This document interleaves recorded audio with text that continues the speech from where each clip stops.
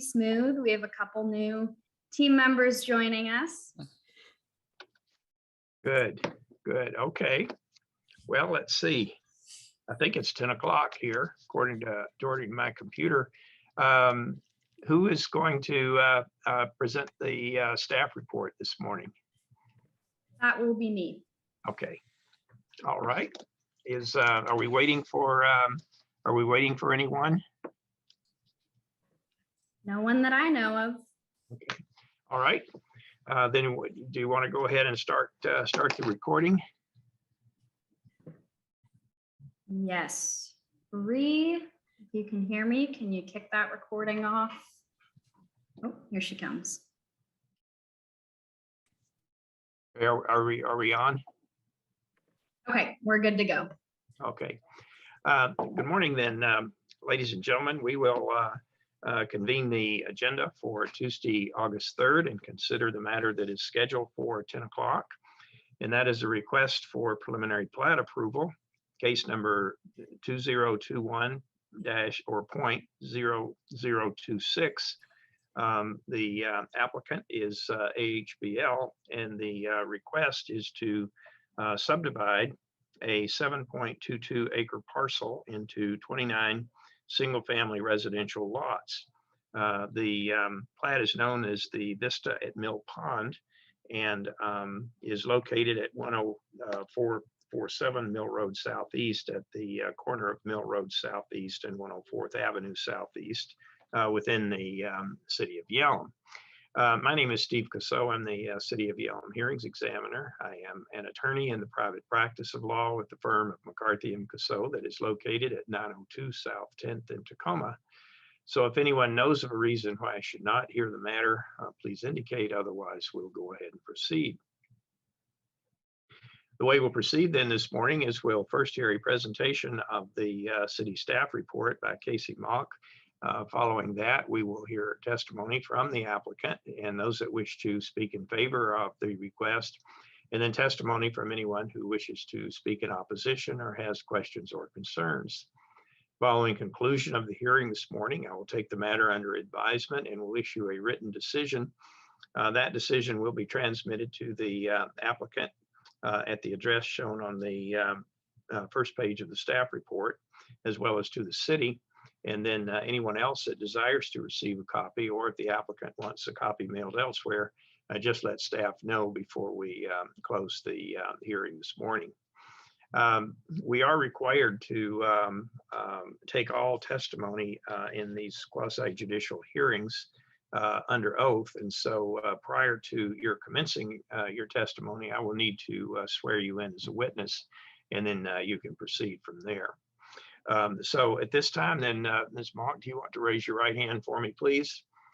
Do you swear or affirm the testimony you shall give in the case now in hearing shall be the truth? Yes, I do. Thank you. Okay, go ahead and proceed. Okay. The first part of the hearing examiner package right now is the staff report. So again, the proposal is preliminary subdivision of 7.22 acres into 29 residential lots. The zoning of the parcels are R4 low density residential, which allows 4 dwelling units per gross acre of land and 29 lots total. The property is located at 10447 Mill Road on the southwest corner of Mill Road and 104th Avenue. The property is currently developed as a single family home. The notice of application was mailed to property owners within 300 feet and published in the Nisqually Valley News and on our city website and transmitted to surrounding agencies on June 3rd. The only public comment received was from the Southeast Thurston Fire Authority, who I believe are on this call. They occupy the property to the north of the site, and the comment expressed concern over emergency vehicle movement when exiting their apparatus bay, which is directly north of the access to the proposed subdivision. There was also concern over the intersection of Mill Road and 104th Avenue. The applicants submitted a traffic impact analysis that looked at intersections. First, they looked at the apparatus bay and the subdivision entrance, in addition to 104th Avenue and Mill Road, and Mill Road and Washington 507. And the traffic impact analysis found no drop in projected level of service due to the project. In terms of the intersection at Mill Road and 104th, all turn lane movements stayed at an A acceptable level of service. And due to the lack of drop in service, mitigation measures were not required at the intersection of Mill Road and 104th Avenue. Notice of the public hearing was posted to the project site on public notice signs, mailed to property owners within 300 feet of the site, and mailed to the recipients of the notice of application, in addition to being posted on our website on Friday, July 23rd. It was also posted in the Nisqually Valley News on July 22nd. Hopping into concurrency, the city analyzes concurrency to make sure that our infrastructure will be capable of supporting the subdivision. The concurrency requirement for water is met by the subdivision's requirement to connect to water. We have been given all indications from the Department of Ecology that we are expecting additional water rights in late summer or early fall 2021. And so while water rights are not vested until building permit issuance, we are approving preliminary subdivisions on the understanding that additional water rights are imminent, and we do have approximately 173 connections remaining at this time. To meet the sewer requirement for concurrency, the project is required to connect to our stepped sewer system. To meet the transportation concurrency requirement, intersections cannot drop below accepted levels of service. And frontage improvements are required along Mill Road and 104th Avenue Southeast. And finally, traffic facility charges are due at building permit issuance. Concurrency with fire protection is met through payment of a fire impact fee, and concurrency with schools met through payment of a school impact fee. Moving on to the environmental review, the city chose to request that the environmental traffic review was completed for this 29 lot subdivision, along with a 21 lot subdivision that AHBL is proposing to the northeast of the site to make sure that the impacts were not minimized. The only mitigation measure out of this determination, a mitigated determination of non-significance, was that the project will make a proportionate contribution of $23,361 to the construction of a left turn lane along 507 and Mill Road Southeast. Comments were received from the Department of Ecology and the Olympic Region Clean Air Agency, restating regulations about toxics, waste cleanup, water quality. And as these comments reflected existing regulations and did not pose significant adverse environmental impacts, no further action was taken by the SEPA responsible official. The critical areas code is met by a gopher reconnaissance survey that was conducted by Land Services Northwest. And due to our critical aquifer recharge area, the subdivision will have to submit a stormwater plan that is current with the most recent 2019 Stormwater Management Manual for Western Washington. This is required at civil plan submission. In terms of design standards, the applicant has shown that they will meet all required design standards for fire protection, stormwater, lot sizes and setbacks, and transportation. Transportation requirements do ask that subdivisions of 25 or more houses provide more than one vehicular access from an arterial or collector street.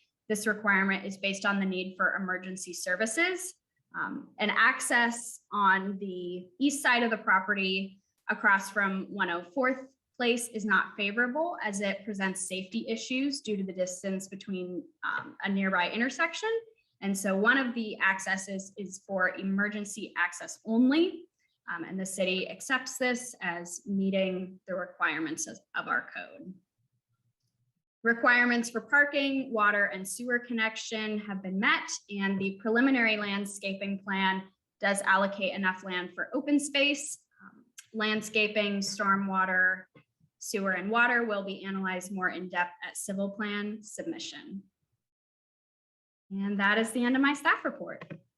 We are recommending approval of the subdivision with several mitigating conditions. I just had one question. I noticed in your conditions of approval in the past, we have put in a condition, maybe Mr. Grant or Mr. Beck could answer this, but I remember that in the past, we have put in a condition, I believe, that indicated that, the water, we discussed the water issue and then indicated that the applicant could go ahead and proceed, but that the city made no representation that water would be available upon final plat approval, and that was pretty much at the developer's risk. Are we far enough along, is the city far enough along now that you don't feel the need for that type of a condition? While that's not written out in the formal conditions, it is written in the notice of decision that water rights are not technically permanently vested until building permit issuance. So we didn't feel the need for it to be in the conditions, but it is clear to all parties that, we have the belief we'll have them, but it's not vested until building permit. Okay, thank you. We'll now hear, does the city have anything further it wants to present? Nope, not at this time. Okay, then we'll hear testimony from the applicant and those that wish to speak in favor of the request. My name is Matt Weber. Okay, yeah, you want to raise your right hand for me, please? Do you swear or affirm the testimony you shall give in the case now in hearing shall be the truth? I do. Thank you. So my name is Matt Weber. I'm a civil engineer with AHBL in Tacoma, Washington. Address is 2215 North 30th Street, Suite 300, Tacoma, Washington, 98403. I'm representing Mill Pond Development, who's under contract to purchase the property and develop it. There's just a couple things. Casey did a great job, so I really appreciate the city staff. They've expedited this through the review, which has been great. There's just a couple things. We're in agreement with the conditions from the MDNS and also from the staff report, with a couple comments that I'd like to make. One, that like Casey mentioned, the traffic impact analysis was done for this project as well as another project which we call the Meadows, which is kitty corner to the northeast. And the traffic mitigation fee was $23,000, like for the combined project. And what we'd like to do is make that clear that it's separated between the two projects. It's possible that the two projects could be constructed at different times and perhaps final platted at different times. And so the way the condition is worded, just saying that there's a mitigation fee of the $23,361.60. It's not clear that's the combined mitigation fee. So I guess not sure exactly what to do with that, because I know that's an MDNS condition. I think it's just a clarification that's for both projects. And I'm not sure exactly how to do that, but anyway.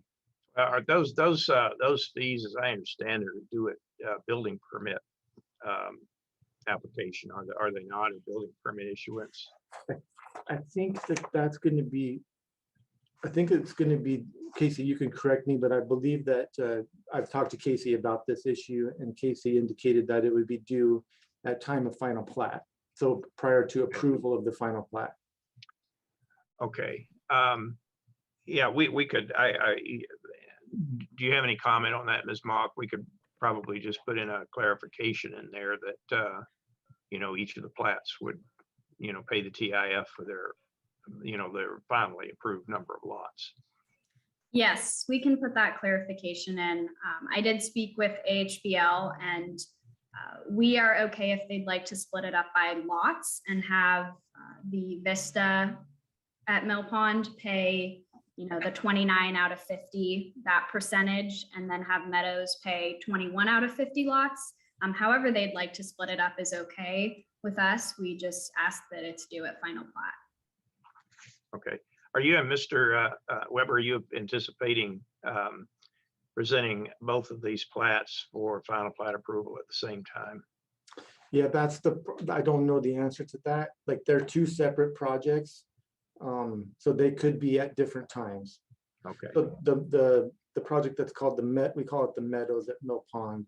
That was an administrative preliminary plat approval, which we've actually already received the notice of decision on that one, but they could be built at different times. I could see that could happen. So okay. yeah. Okay, The one other clarification that I'd like to make is that in the recommended conditions of approval, I guess it's number 5, which mentions frontage improvements to city standards are required on Mill Road Southeast. So that is on the east boundary of the parcel. And the city actually recently constructed curb gutter and sidewalk along that frontage. And so, well, my understanding was from prior discussions with the city that we were not going to be required to rebuild that, that the curb gutter and sidewalk that currently exists was adequate. I do understand that we need to dedicate additional right-of-way, and so that's reflected on the preliminary plat. So we are expecting that we'd be dedicating additional right-of-way, but I'm not thinking that we're actually going to do we're not going to rip up the city's improvements that they just made. Like, I think well, Casey can probably clarify, but I think it was about a year ago. is Mr. Weber's understanding correct, Ms. Mock? Yes, his understanding is correct. That was an error in my staff report that I didn't catch till it had been distributed. But at civil plan submission, we will make it clear in the approved civil plans that no, they do not need to rip up the city's sidewalk and gutter curb that they put in, but they will need to construct frontage improvements along the northern boundary of their parcel. Okay, so can I just take out the language, Mill Road Southeast and just, the condition then would be frontage requirements are required on 104th Avenue Southeast. Yes. Okay. Yeah, that'd be great. I don't know if I need to, I guess everything else is good. Those are really the two issues. I do see that we got comments from the fire authority. And so I was, I agreed with everything that Casey said. However, I'm maybe during final civil plan review, this would be more appropriate, but could I share my screen for a minute? Is that possible? Or let me just say this, and maybe it's not necessary to share my screen, but across from sort of directly across the street on 104th Avenue, directly across the street is the fire station. We've aligned our roadway with their parking lot access, so to try to avoid any confusion of turning movements there. I believe the fire district's bays for the fire trucks is actually just to the east of where our entrance is. And what I wanted to point out was that on 104th, we're going to be doing a frontage improvement, which is actually the city standard is to provide for widening the road and then some parking.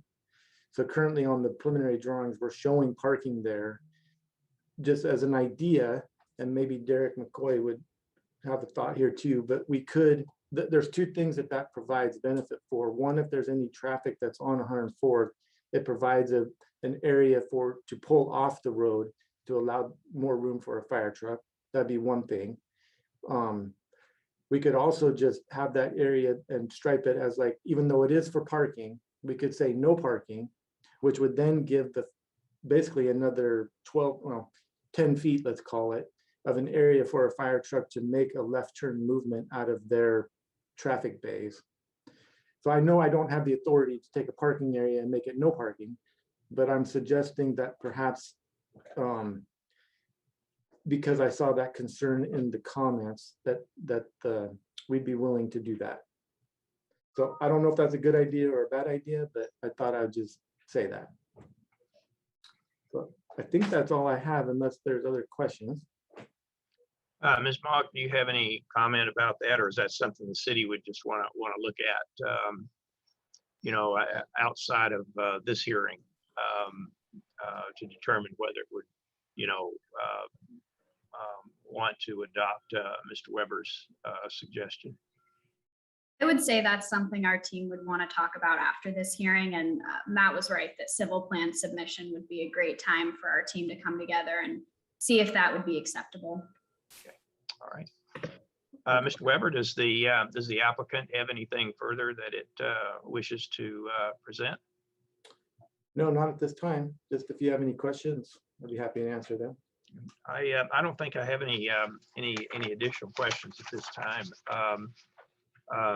Is there anyone else present that wishes to speak in favor of the request? Guess you'll need to let Ms. Mock know if you wish to speak, or if there's anyone that wishes to speak in opposition or just wishes to speak at all. Why don't you let Ms. Mock know, and then we can get you up on the screen. Anyone wish to speak, Ms. Mock? Nope, I have not received any word of anyone who would like to speak, and the only attendee we have is another staff member, so there's no one, waiting in the wings who can't turn their camera or video on. Okay, all right, thank you. Do you have anything further that you would like to add? I do not.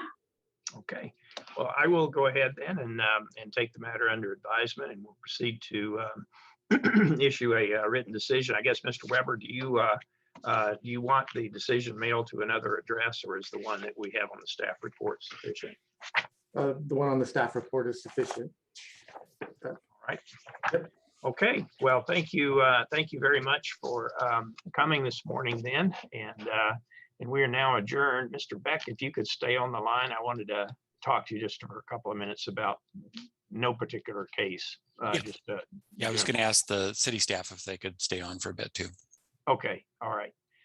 Okay, thank you, Mr. Weber. Okay, thank you. Bye-bye. Okay. Grant, I just wanted to, I'm sending Yelm, and I'm sending letters to all of my jurisdictions, and basically advising that